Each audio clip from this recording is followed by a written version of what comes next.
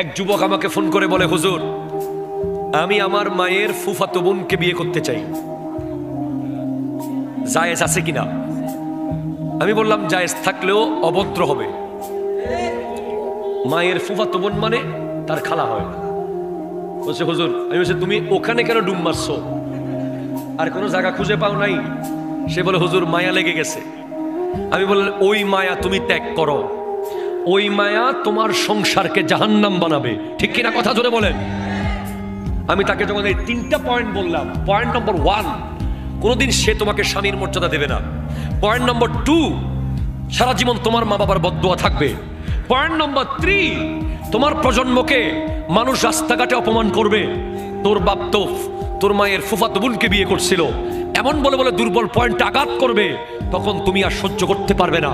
ওই যুবক বুঝে গেছে, সে তওবা করে ফিরে এসেছে।